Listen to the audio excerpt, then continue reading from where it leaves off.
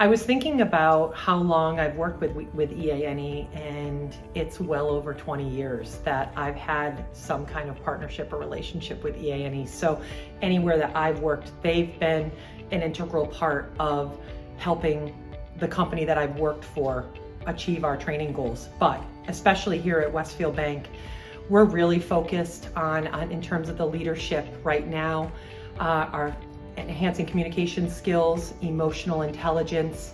I think more than ever, the ability to have, as a leader, adaptability and be able to shift and pivot as needed because things change so quickly.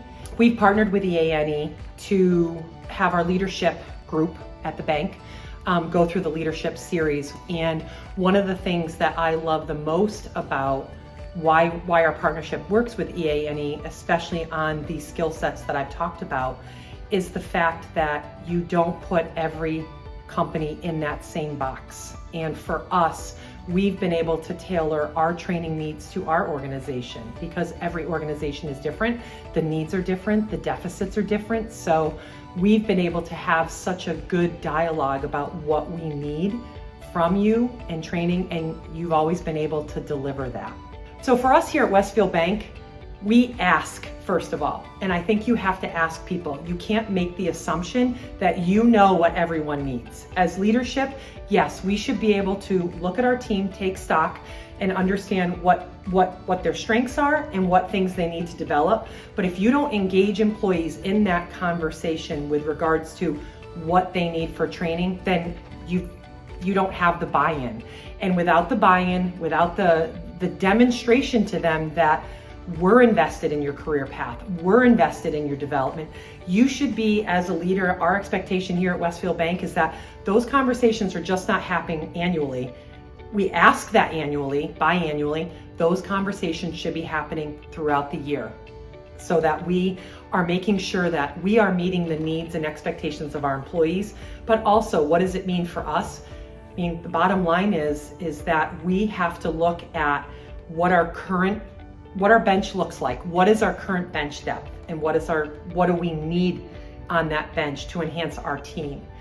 And so we look at this in the short term, currently, we look at it in the near future, and then we look at it from a succession planning point of view as well. So I feel like when you demonstrate to people that you're investing in them, their loyalty, their trust in you, your ability to retain those employees, I think shoots up, because it's not just words. You're actually taking action by saying, we're sending you off-site for 5 days to do this leadership training. We're sending you off-site for 2 days to do supervisory training. We're doing X, Y, and Z with you so that you know that not only is it good for the benefit of the business, but more importantly, it's good for your personal and professional development. We talk about this at the bank all the time when we look at what our current bench looks like and what our bench looks like in 2 years, 5 years, 7 years, and on. You should be doing that. These new generations that are coming into our workforce, that are here and are going to make up the majority of our workforce by, I think you said 2030, there's some things that they do so well. Technology, they are great at understanding the value of work-life balance, and at the same time, they've grown up in a very technological age.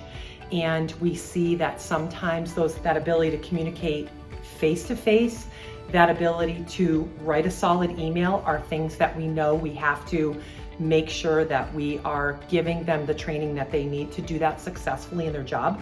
On the front line here at the bank, the communication is so important because you're standing across from a customer. You have to be able to look them in the eyes. We're taking care of their money and establish that relationship of trust and that we've got them. I think also patience is really important for them. They're used to having things quickly. It's a quick turnaround for all the things that they kind of come into contact with in their lives.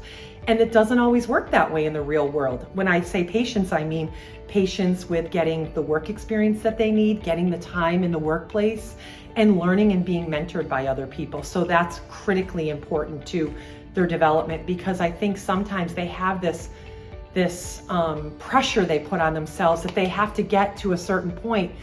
And that's not how it works. You know, you need time and experience under your belt.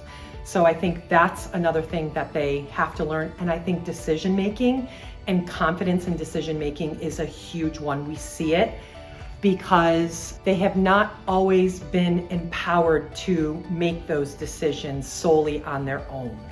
And when you haven't had the experience of making a decision and it doesn't turn out great, okay, but that's life. You learn from it and you move on. So one of the things that we pay close attention to, especially as we career path people and track them, is their ability to make decisions, their confidence in making their decisions, their confidence in being able to have a hard conversation with an employee. So I think that's one of the most critical things that we have to look at and be able to.